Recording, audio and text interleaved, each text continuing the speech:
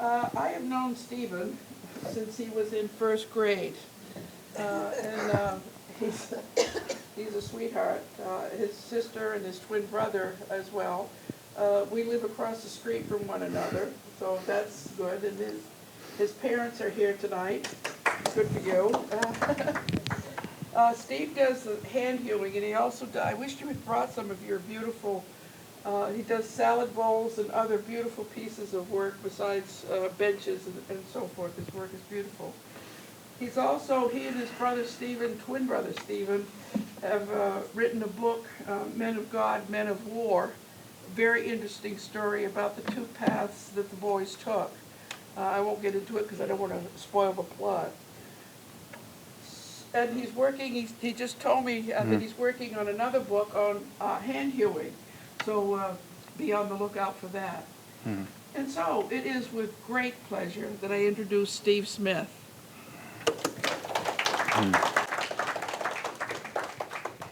Thank you, Carolyn. It's a pleasure to be here. It's an honor to be here. Carolyn and George used to let us use their pool when we were little. We'd come across the street with a quart of blackberries, and they'd let us use their pool. So my name's Steve Smith. I'm the owner of Renaissance Timber right here in Cumberland, actually right down the road. And I graduated from Greeley in 1999. I went to undergrad for history, and then I ended up getting a grad degree in theology and communications, media arts, none of which I'm really using right now. So Mom and Dad, sorry. I started Renaissance Timber in 2018. And I wanted to get into hand hewing. I had read a book by a man named Eric Sloan called A Reverence for Wood. Some of you may have read it or know about his books. So he talks about old building techniques, and then he drew pen and ink diagrams, and I saw some of the diagrams of hand hewing, and it looked fascinating. It looked like something that would be appealing. So even though I was in the communications and writing industry, I missed working with my hands. I wanted to, get out in nature and make something that I could see. So I started the business in 2018. There's obviously a question and answer at the end of this, so I'm going to skip maybe some of the other reasons I went into hand hewing. But the first question to answer is, what is hand hewing? Because a lot of folks have a misconception of what hand hewing is. And the very simple answer is it's turning a round log into a square beam using only an axe. Now, I know there are folks who have used an adze to do some hewing, but in Maine, historically, it was always a broad axe that was used. So the texture you see on hand-hewn beams, kind of that scallopy texture, is not an adze. It's a broad axe, and the reason for that scallopy texture, kind of the scoops, is because broad axes are slightly convex. They're not usually a straight edge. So as you're hitting your wood, the blade is wanting to kind of pop off and pop that billet of wood off, and it makes a scalloping texture. I've talked to a number of experts about hand hewing, and as far as I know, everybody was always using a broad axe. So that's kind of the first, big answer. Now, an adze would be used, and when we talk about an adze, we're talking about a blade that's kind of facing you like this. So not an edge like this, but a blade like this. An adze would be used to cut curves once a beam was already hewn with a broad axe. And then sometimes hand planes, you'd get the carpenters out with hand planes, really smoothing a surface if a beam was going to be exposed in a house.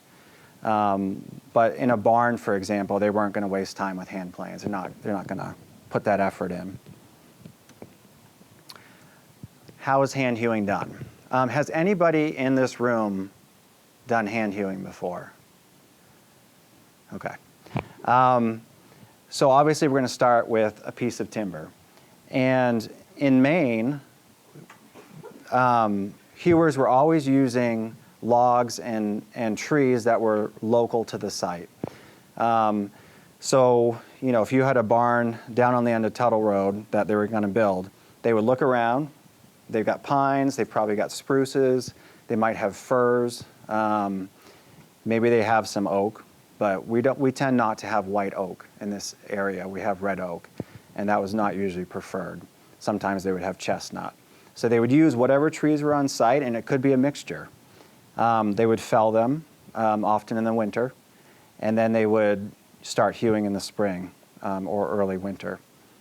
The tools that were used were primarily a felling axe. This is a vintage Kelly felling axe. It's about 100 years old, 90 years old. It's been restored.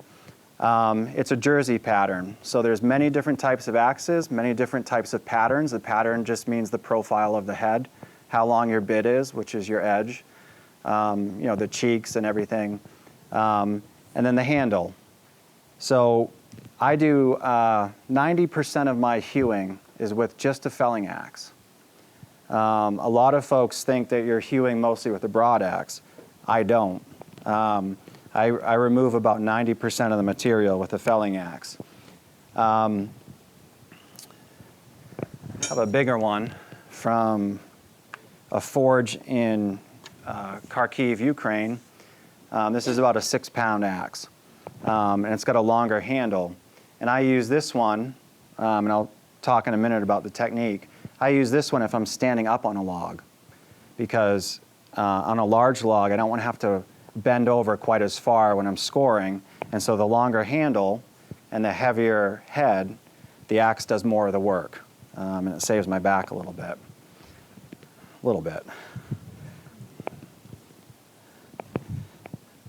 So 90% of the job for me is done with a felling axe,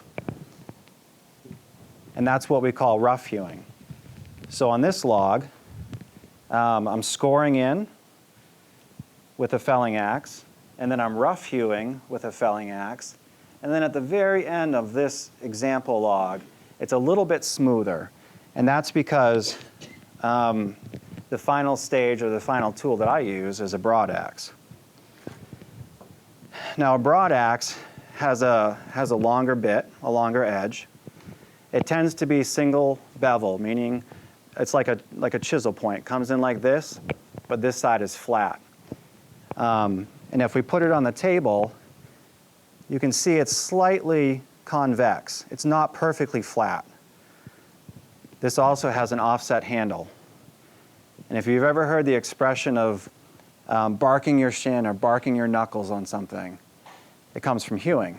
Because as you're hewing along the side of your log, if your handle was short and straight, you would bark your knuckles against the bark, and it would hurt.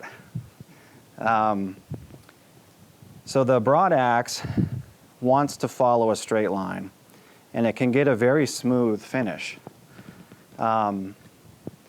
This was like a 45-minute example log that I did the other day. It's not as smooth as it could be, but it gives you an idea. The technique of hewing, I could teach you to hew in a few minutes. It's not a complicated process. You're basically, you've got your log. You take iron dogs to dog down your log. So if my log was here, I would have dunnage underneath, which is like logs going perpendicular underneath. I'm gonna smack down these dogs into the dunnage and into the log.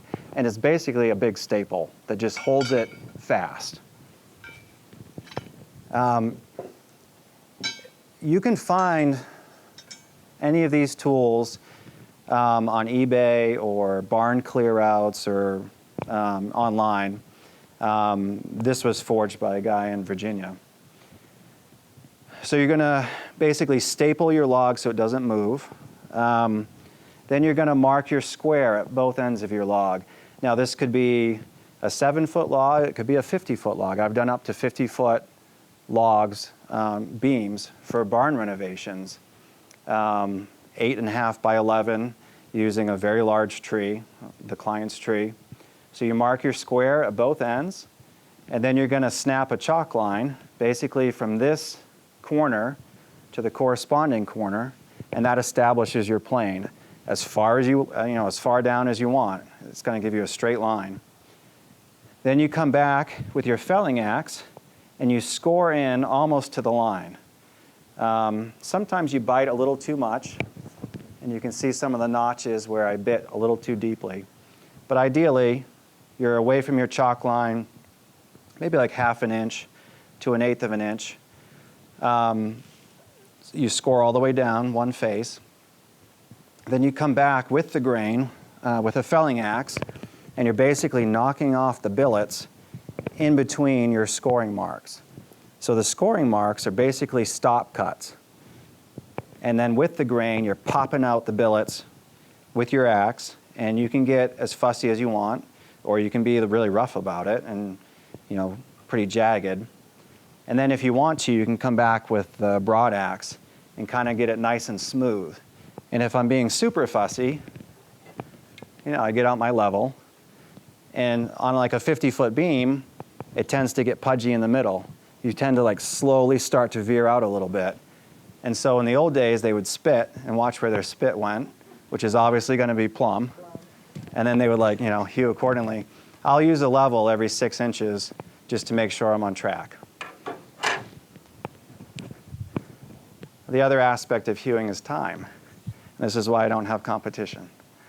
Because when you're hewing, a 50-foot beam, it's going to take me, well, the ones I did for a client at the Desert of Maine in Freeport took me about 25 hours per beam, which was about 110,000 axe strikes per beam. And there's just no one who wants to do that anymore as a business. So it's a great niche to be in. I'm not going to give you a whole big rundown about hand hewing in history. I'm more focused on the craft, in terms of explaining that right now. But historically, timber framing was the primary means of building a structure until about the mid-1800s. So most of your old structures, if you get past the sheetrock and whatever's covering the frame, if you really get down to the frame, it's large timbers, your carrying beams, your joists, etc. And the reason that timber framing existed through history really up until the mid-1800s was because nails were very hard to make. So stop and think about it. What did you have a lot of? You had a lot of trees. What did you not have a lot of? Nails. So it didn't make sense to do a lot of skinny, studs and use a tremendous amount of nails because they were all hand forged, and it took forever, and they were very expensive. And so we see timber frames throughout New England, the barns, the farmhouses. They last forever because they're heavy gauge beams. They usually were not insulated, if you think about it. So if moisture got in, it tended to dry out. Whereas today we have insulation, so the moisture kind of just stays there and wood will rot. With the Industrial Revolution, suddenly you have cheap nails. You've got mass-produced factory nails. And so you've got balloon framing, started in 1832. Balloon framing is sort of like modern-day platform framing, except the studs went from your first floor all the way up to your attic. So it wasn't just 8-foot studs, it's like 16-foot studs or 20-foot studs. The reason they called it balloon framing was compared to 8x8 timbers, these little 2x4 studs, it felt like a balloon, like it was going to float away. So the carpenters called it balloon framing. In the early 20th century, they switched to platform framing with what we're familiar with today with your 8-foot studs. Now, it wasn't just structures that were hewn, or the beams for structures. They were when the railroads were built in the 1800s, they needed railroad ties, and they needed millions of them. And what they did was they had teams of guys who would go out along where the railroad was being built, and they would hew about 30 railroad ties per day per man. All right, so we're talking like, I think about 8-foot railroad ties, which is a lot, but they would basically get these small gauge logs, and they had these specialty axes, which, it's got like an 11 or 12-inch bit, and if you had a small log and a large axe, you could really quickly just like slough off the wood. And sometimes they would only hew 2 sides, because if you think of a railroad tie, you got a flat bottom and a flat top, and that's all you needed.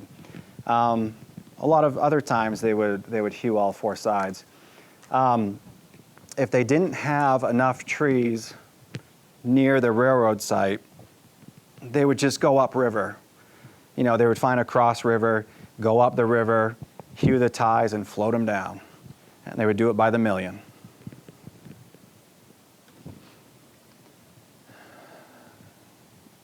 How is hand hewing used in today's built environment? These were beams that I did for a client in Harpswell, Maine. It was a combination stick-built house and then timber frame with exposed beams. Now, this client was an architect, and they wanted hewn beams that were structural. They didn't want dressed beams where you take a sawn beam and you texture it. They wanted actual hewn beams, and they wanted it structural, and the structural engineer said, no way. I am not signing off on reclaimed beams as like a carrying beam for your house. I don't know if there's rot in it, I don't know if there's bugs. And so the client reached out to me, and they had an arborist take down trees within 70 feet of the house that had to come down anyway. We marked them to length. There was oak and cherry and white pine. And then the arborist brought them to my shop, and I hewed some 12 by 12 carrying beams, some 8 by 8 joists, some oak posts, and then the carpenters mortise and tenon them and put them all together. So the niche today for hewn beams would be either structural beams that can be graded structurally. So the Northeastern Lumber Manufacturers Association, which is just down the road, can send a field grader out to my shop, and they'll grade my timbers the same as they do a sawn timber, and they grade them structurally. And once they stamp them, then the structural engineer knows that this is safe to use as a carrying beam or whatever. They're also used a lot as decorative beams. So you will get clients who want the look of the hewn beam, but it doesn't need to be structural, and they'll just put them up on the ceiling. In Australia, there's a community of hand hewers who will do restorations down there. In Europe, as you know, Notre Dame just burned a few years ago, and so the government commissioned a number of carpenters to hew a bunch of oak beams for the trusses to basically authentically reproduce what had been there. And there's a number of hewers in France. There's quite a few in Scandinavia, and they're doing a combination of restoration, replacing old beams in old buildings, as well as new builds. Japan has a hewing culture. It's small, but the Japanese are all about craftsmanship, and so you get these guys who are doing these really, finely hewn beams that are then used in construction there. Here in North America, as far as I know, I'm the only one doing hand hewing commercially. There are a few timber framers in the country who are doing it on the side, who know how to do it, and they can do it for clients. But as far as I know, if you do a Google search, I think I'm the only one doing it commercially. But I would love to see that niche expand. So I got into hand hewing because I was interested in it, historically. I also realized that I was always hunched over a computer, like every day, writing, typing, and I was actually having a fair amount of back pain. And I was like, man, if I could do something on the side that was very physically active and kept me in shape, that would help me out. So I've actually had more back issues when I worked in an office than I ever have hand-hewing. I've never been injured hand-hewing, but I had back spasms and all kinds of stuff when I worked in an office. I also love, just creating beams. I love creating mantles and benches and cutting boards and kind of taking a physical raw material and turning it into a finished product, whatever I can dream up. Hand-hewing is also very environmentally green. And I'm not one of those people who's going around pounding this drum, but it is. It makes a lot of sense stewardship-wise. I'm basically, I have like a 0 carbon footprint. It's like me and an axe. I can fit everything I need in a backpack. I can walk out in the woods. I can hew a 20-foot beam. I can take a boat cart like you would put a canoe or kayak on. I can put my beam on it and haul it out by hand. And besides my chainsaw, it's like, zero carbon. Beams are a great carbon sink. They store carbon for centuries. So, and then all my wood chips in the forest, if you go out on the town trails, you'll see some of my little wood chip piles out there that are slowly mulching and providing habitat for creatures. I also do hewing because of the craftsmanship aspect. I think people are hungry for things that are made by hand, where they can see that another soul has gone before them, and there's this connection of the tooling marks, different than kind of the sterile, antiseptic, modern sawn beams. There's nothing wrong with a modern sawn beam, but I think there's something even more right about a hewn beam. And then just mental health-wise, getting out in nature, we use the phrase touching grass. Staying connected to the seasons and creating something beautiful is good for your mental health. Can you make a living hand hewing? Yes, you can. And I didn't know this when I started because I thought it was going to be a side hustle. But when I realized that I wasn't competing against a sawmill, right? I'm not trying to see how low my price can go to compete with like Hancock lumber or Hammond lumber. I'm competing with the reclaimed beam industry. And the pricing for reclaimed beams is quite a lot because it's a finite resource that is dwindling.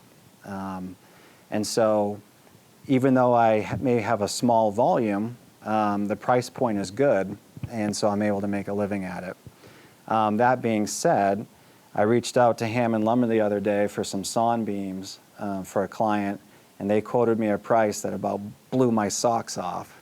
It was like $750 a board foot for these 6x8 beams.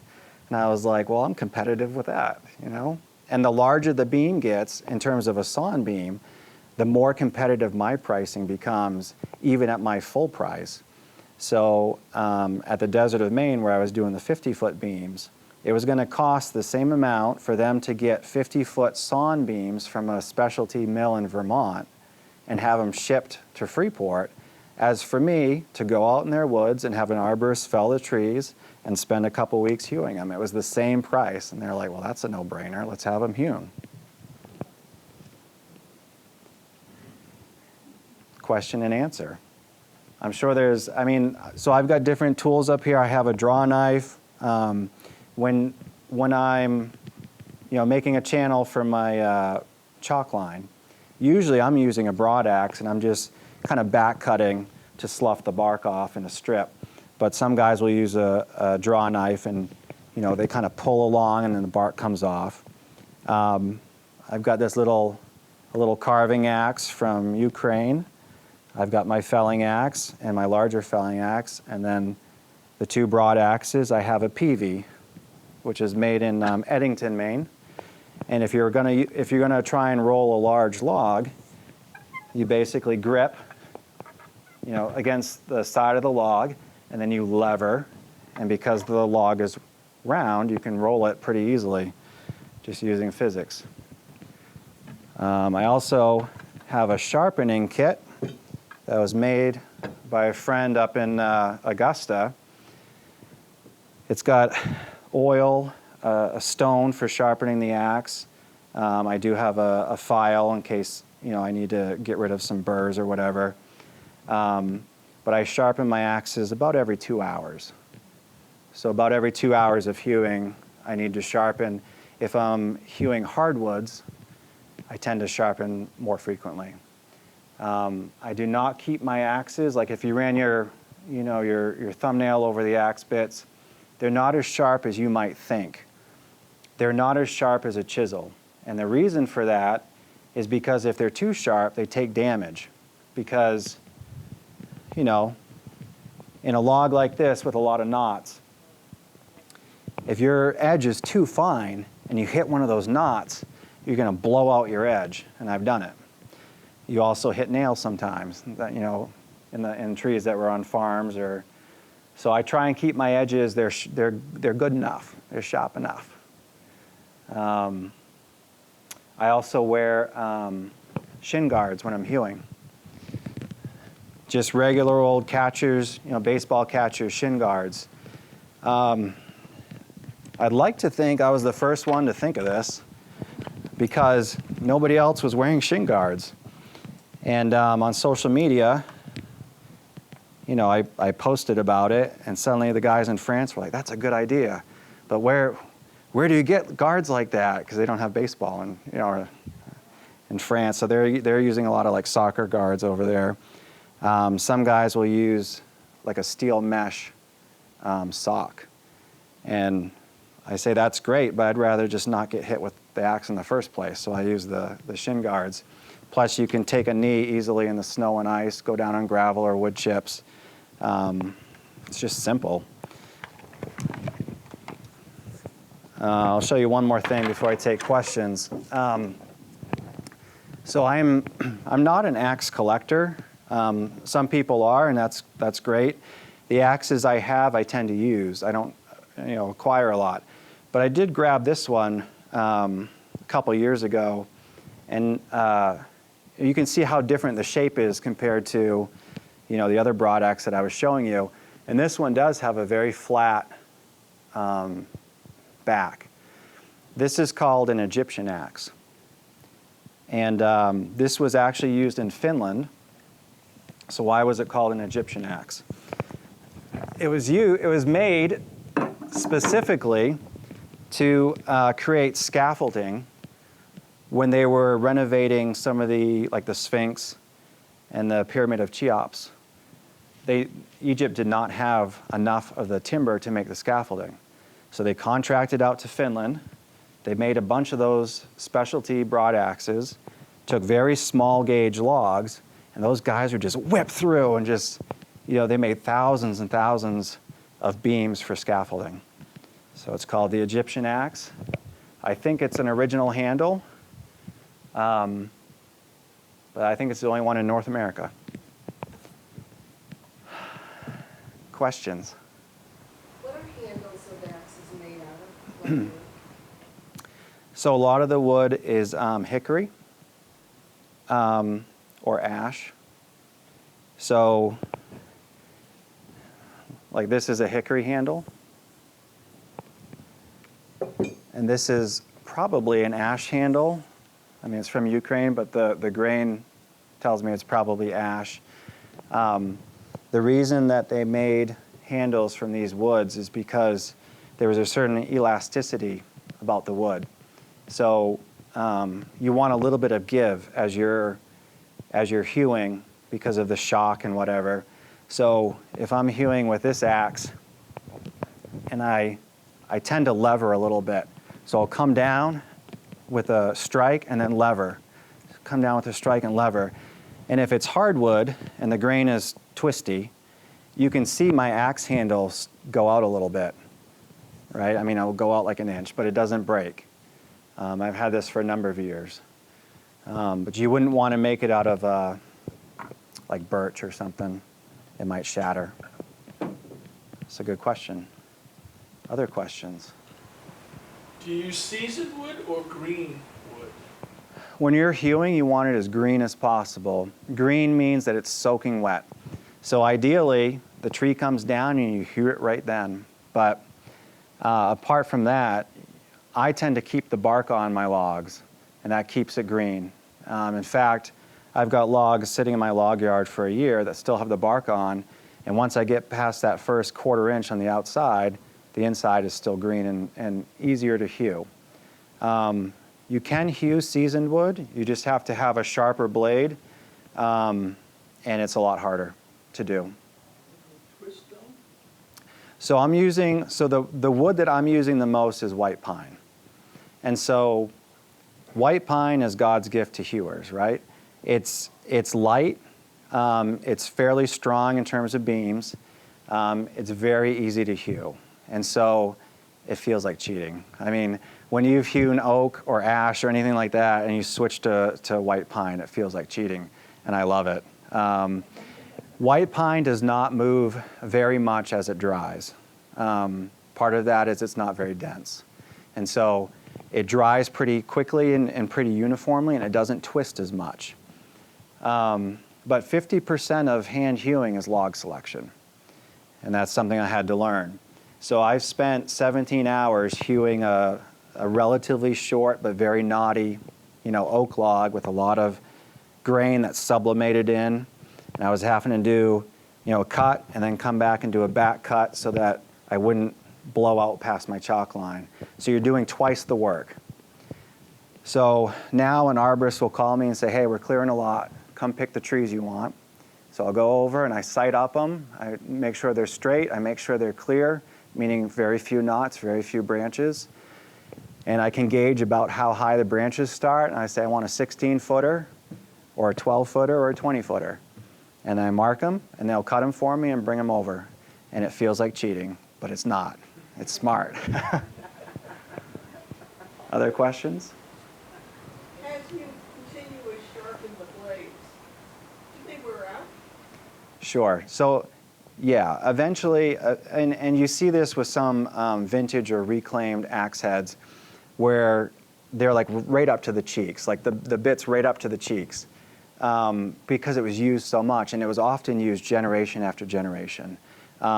Every time I'm sharpening a blade, it's creating a slurry, right? So I put my oil on the blade, and I'm using a stone, and it creates this slurry. And that slurry, part of it is the axe. I mean, it's the metal. It's a little bit of slurry coming off. So over time, you erode that edge, and then eventually you would need a new axe. But most of the axes today, that's not an issue because people just don't use them enough. So I've used all of my axes a lot for 7 years, and it's barely noticeable. I mean, I think all of my axes are going to last my lifetime. Mm-hmm. Other questions? What's the connection to Ukraine? I'm always looking for axes that are highly crafted but at a reasonable price point. And so I'll answer that specific question in a second. My first broad axe was made here in Portland by Nick Downing, who's a blacksmith in Portland. So he had worked for Branton Cochran axe makers in South Portland, making their camp axes. And he said he'd be willing to try making a broad axe for me because of what I do. So this was his first one. And he did a great job, and his price point was fair.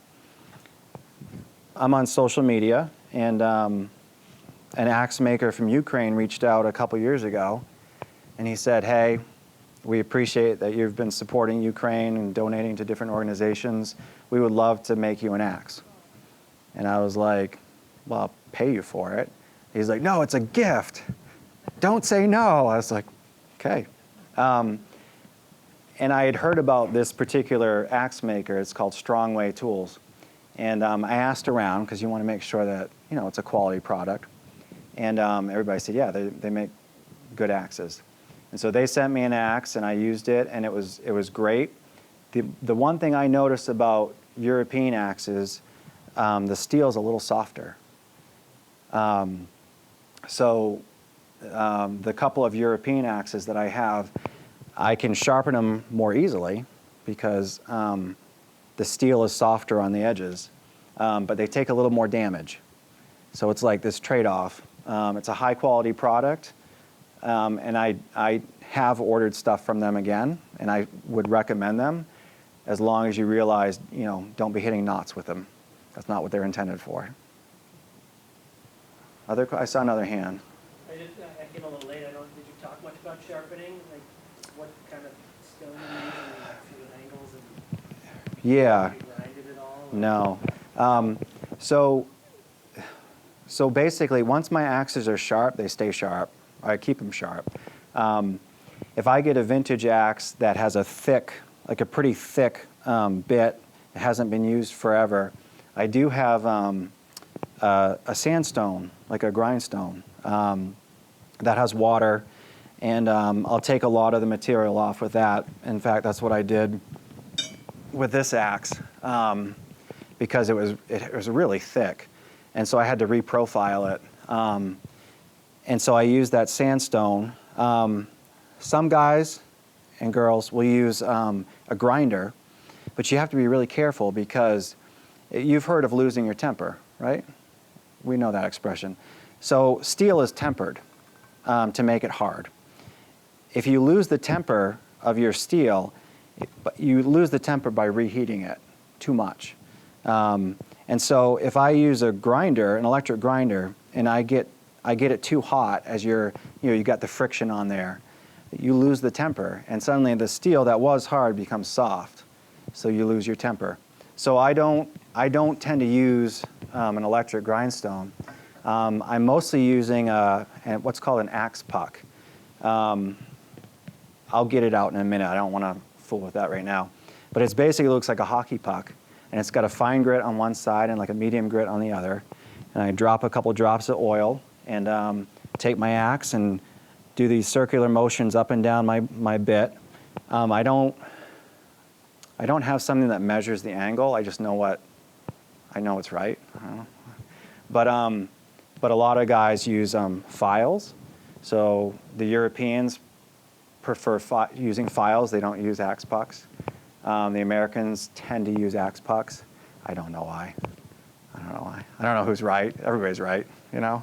The Czechs are always right. They're the guys in the Czech Republic have the finest hewn beams in the world, and I don't know why that is, but they're not happy with how I hew my beams. They would look at this beam down at the end and they'd be like, you know, and I'm like, it's okay, guys, like this is a vernacular thing. No, it has to be. I'm like, we're not trying to make these look sawn, guys. This is a hewn beam. No, I was like, guys, and they're like offended, and I was like, this is how New England barns look. Like they have you go into any barn and this is what the beams look like. He's like, send pictures. I was like, so I sent him a bunch of pictures. He's like, I can't believe it. I was like, they're just not. I was like, the juice isn't worth the squeeze, guys. I was like, in the old days, it was all about efficiency, you know? So you'd have wane, which is your rounded edge. That just means that you're maximizing your beam size from your log size, okay? The Czech guys want everything squared off all the way down. And I'm like, that's inefficient, but it's right for them in their vernacular style there. That's what's expected there, and so they just need to get over themselves about, other places. Did you teach yourself how to sharpen all the tools? Yeah, I did. I taught myself everything, and I don't claim, it's funny, I don't claim to be an expert at anything. I just happen to be one of the few people in North America who's hewing. And so, I'm open to somebody teaching me a different way to sharpen, but I've always found that, my edges are sharp enough, and I know how to get them sharp. But if you want to start up a fight, go on to YouTube and look at all the different sharpening videos, and people are very opinionated, and that's fine. But I've always realized that I need to be able to sharpen everything in the woods. right? I'm not sharpening in the shop, I'm out in the woods. So I need to have a portable pack, nothing electric, and I need to be able to do it quickly, and I need to be able to do it consistently, and I'm able to do that. But I'm not a sharpening expert. I learned how to hew by watching YouTube videos and trial and error. And I discovered it was not difficult to learn how to hew, but it does take a lifetime to refine the process and to get quicker at it, so that you're hewing twice as fast, but with superior quality. Other questions? So how long does it take you to do maybe an 8x8 beam? Depends on the wood species, I'm sure. Yeah. So if I'm the one who chose the log, so I just the other day I did a 9x9 by 20 foot beam in 3 hours, and I could do, but I've done an 8x8 by 17 foot beam in 17 hours, right? So it depends on the log, it depends on what the grain is doing, it depends on the number of knots, and I am twice as fast now as I used to be. I have the muscle memory, I don't miss, I know where the axe is going to go, I don't have to think about it. So in my pricing structure, I am not charging for time, I'm charging for value. And so I won't penalize myself for getting faster and knowing how to choose the logs and knowing how to, do the craft. I'm charging by the board foot, which is a volume measurement, 144 cubic inches. That's how the reclaimed industry works. That's how the lumber industry works. So that's how I charge. And I'm very happy when I can do a large beam in 3 hours. But I also understand it always trades off. And I spent all day yesterday doing a maple, 7-foot maple beam. It took me all day. It was like chipping stone. It was miserable. And I was stubborn, and I finished it. But I'll turn that into some benches, So it's all a trade-off. And the other aspect about doing this as a business, I'm not out hewing 40 hours a week, right? I may hew, if I'm lucky, 2 or 3 times a week for 3 to 5 hours. I'm also running a business. I'm doing finished product. I'm creating mantles. I'm staining. I'm sanding. I'm doing administrative stuff. I'm the shipping department. I'm everything, right? So it's all, my pricing has to include all of that. And so, I'm comfortable with what it is, but it would sound fabulous if you just looked at the hewing and you're like, you're making what? It's like, yes. But you have to add all those other hours. Other questions? Do you have a shop where you sell your product, or is it all online?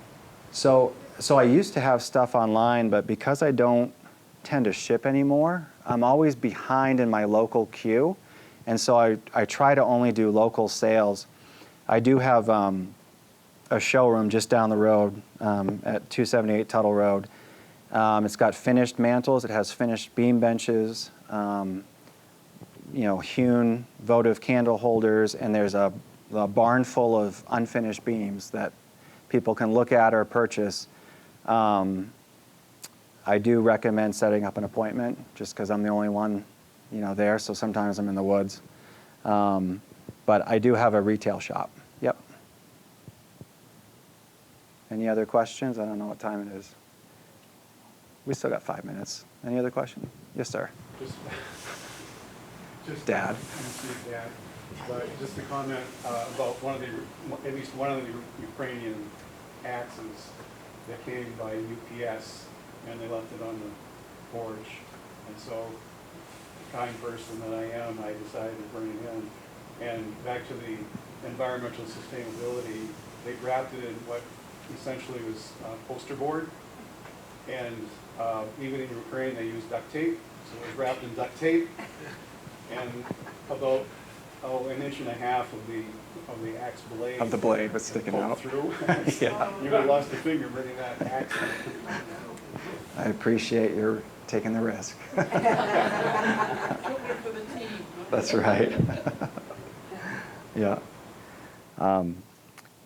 Any other questions about hewing? There's a lot more to be said historically about, I mean, even ship's mast, right? Were hewn. Massive things. Teams of guys would work on these things. Hewing was usually done by a team. And, you know, I could probably hew all the beams for a barn in about 2 months by myself. With a team of 8 guys, you know, you cut that down to a week. So you would have a team of 4 or 5 or however many guys, and they would just hew, and then the beams would be cut, the mortise, the tenons, and joined together, and the frames were always laid out horizontally on sawhorses, and then they would marry up the tenons with the mortises, and then they would notch out and chisel out what are called marriage marks, which were usually Roman numerals. This is all flat, so they would mark out this beam goes here, this beam goes here, and then they would, when they raised it, they took it up vertically, because if it lays together horizontally, it's going to go together vertically, and they would match up all those marriage marks and put it together. I'm not a timber framer. I provide beams to timber framers and contractors, but that was often a skill set that the hewers would then pivot to the carpentry side and do the joinery. Any other questions?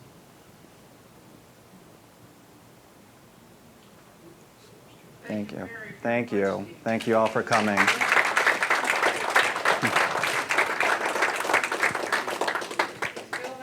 help yourself to all the goodies in the back. And come from Jim Stevens' collection there. Yep, happy to point out anything up here. I'll get the sharpening stuff out.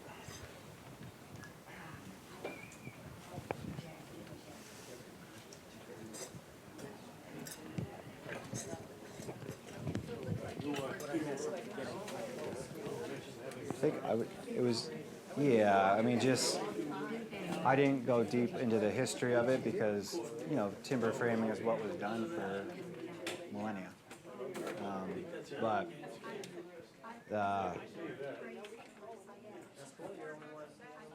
as far as I know, I mean, there's probably some guy.